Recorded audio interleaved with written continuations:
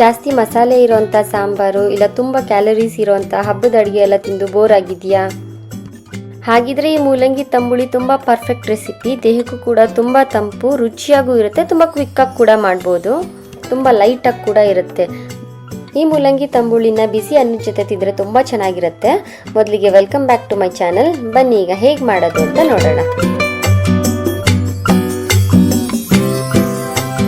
ಇವತ್ತು ಸ್ವಲ್ಪ ಕ್ವಾಂಟಿಟಿ ಆಗುವಷ್ಟು ತಂಬುಳಿ ಮಾಡ್ತಾ ಇದ್ದೀನಿ. 1/4 kg ಆಗುವಷ್ಟು ಮೂಲಂಗಿ ತೊಗೊಂಡಿದ್ದೀನಿ. ಒಂದು ಸ್ವಲ್ಪ ನೀರು ಕಾಯಕ್ಕೆ ಇಟ್ಟಿದ್ದೀನಿ. ನೀರು ಸ್ವಲ್ಪ ಈಗ ಕುದೀತಾ ಇರುತ್ತಲ್ಲ, ಆ ಟೈಮಲ್ಲಿ ಮೂಲಂಗಿ ಹಾಕ್ಕೊಂಡು ಒಂದು ಸ್ವಲ್ಪ ಆಗುವಷ್ಟು ಉಪ್ಪು, ಒಂದು 1/4 ಸ್ಪೂನ್ ಆದರೆ ಸಾಕು. ಇದನ್ನೆಲ್ಲ ಒಂದು ಕುದಿ ಬರಲಿ, ಮೂಲಂಗಿ ಎಲ್ಲ ಸ್ವಲ್ಪ ಬೆಂದಿರಲಿ. ಈಗ ಮೂಲಂಗಿ ಎಲ್ಲ ಬೆಂದಿದೆ, ಅದನ್ನ ತೆಗೆದಿಟ್ಕೊಂಡ್ಬಿಡೋಣ. ಈಗ ಒಂದು ಸ್ವಲ್ಪ ಮಸಾಲೆ ರುಬ್ಕೊಂಬರೋಣ. ಒಂದು ಮಿಕ್ಸಿ ಜಾರಲ್ಲಿ ಒಂದು ಸ್ವಲ್ಪ ಆಗುವಷ್ಟು ಕಾಯಿ ತುರಿ, ಒಂದು 2 ರಿಂದ 3 ಸ್ಪೂನ್ ಆದರೆ ಸಾಕು.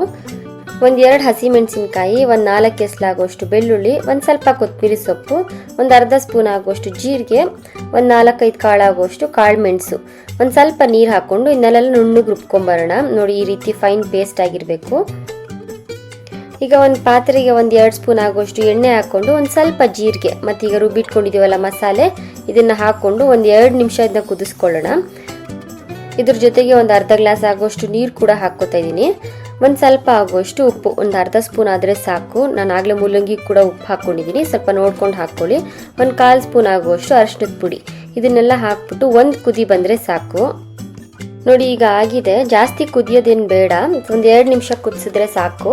ಇದನ್ನೆಲ್ಲ ಒಂದು ಬೌಲಿಗೆ ಹಾಕ್ಕೊಳ್ಳೋಣ. ಮತ್ತು ಆಗಲೇ ಬೇಯಿಸಿಟ್ಟಿದ್ದೇವಲ್ವ ಮೂಲಂಗಿ, ಅದನ್ನು ಕೂಡ ಹಾಕ್ಕೋತಾ ಇದ್ದೀನಿ. ಈಗ ಒಂದು ಮಿಕ್ಸಿ ಜಾರಲ್ಲಿ ಒಂದು ಅರ್ಧ ಕಪ್ ಆಗುವಷ್ಟು ಮೊಸರು ಮತ್ತು ಇನ್ನೊಂದು ಅರ್ಧ ಕಪ್ ಆಗುವಷ್ಟು ನೀರು ಹಾಕ್ಕೊಂಡು ಇದನ್ನ ಬ್ಲೆಂಡ್ ಮಾಡ್ಕೊಳ್ಳೋಣ. ಈಗ ಈ ಬ್ಲೆಂಡ್ ಮಾಡಿರೋಂಥ ಮಜ್ಜಿಗೆನೂ ಮೂಲಂಗಿಗೆ ಹಾಕ್ಕೊಳ್ಳೋಣ. ಎಲ್ಲ ಒಂದ್ಸತಿ ಮಿಕ್ಸ್ ಮಾಡೋಣ. ಉಪ್ಪೆಲ್ಲ ಸರಿ ಇದೆಯಾ ಅಂತ ಒಂದ್ಸತಿ ಚೆಕ್ ಮಾಡ್ಕೊಂಬಿಡಿ. ಈಗ ತಂಬುಳಿ ರೆಡಿಯಾಗಿದೆ. ಇದಕ್ಕೊಂದು ಸಣ್ಣ ಒಗ್ಗರಣೆ ಹಾಕ್ಕೊಂಡ್ಬಿಟ್ರೆ ತುಂಬ ಸಖತ್ತಾಗಿರುತ್ತೆ. ಒಗ್ಗರಣೆಗೆ ಒಂದು ಸ್ವಲ್ಪ ಎಣ್ಣೆ, ಸಾಸಿವೆ, ಒಂದು 2 ಆಗುವಷ್ಟು ಒಣಗಿದ ಮೆಣಸಿನ್ಕಾಯಿ ಮತ್ತೊಂದು ಸ್ವಲ್ಪ ಕರಿಬೇವಿನ ಸೊಪ್ಪು, ಇದಿಷ್ಟು ಹಾಕ್ಕೊಂಡು ನಾವು ಆಗಲೇ ರೆಡಿ ಇಟ್ಟಿದ್ದೀವಲ್ಲ ತಂಬುಳಿ, ಅದಕ್ಕೆ ಹಾಕ್ಕೊತಾ ಇದ್ದೀನಿ. ನೋಡಿ, ಈಗ ರುಚಿಯಾದ ಆರೋಗ್ಯಕರವಾದ ತಂಬುಳಿ ರೆಡಿಯಾಗಿದೆ. ಬಿಸಿ ಅನ್ನದ ಜೊತೆ ತಿಂದರೆ ತುಂಬ ರುಚಿಯಾಗಿರುತ್ತೆ. ಈ ಸಿಂಪಲ್, ಕ್ವಿಕ್ ಮತ್ತು ಹೆಲ್ದಿ ರೆಸಿಪಿನ ನೀವು ಟ್ರೈ ಮಾಡಿ. ಹೇಗೆ ಬಂತು ಅಂತ ಕಮೆಂಟ್ ಮಾಡಿ. ಹಾಗೆ ನನ್ನ ವಿಡಿಯೋನ ಎಲ್ಲರ ಜೊತೆ ಶೇರ್ ಮಾಡಿ. ನನ್ನ ಚಾನಲ್ನ ಸಬ್ಸ್ಕ್ರೈಬ್ ಮಾಡ್ಕೊಳ್ಳೋದು ಮರಿಬೇಡಿ.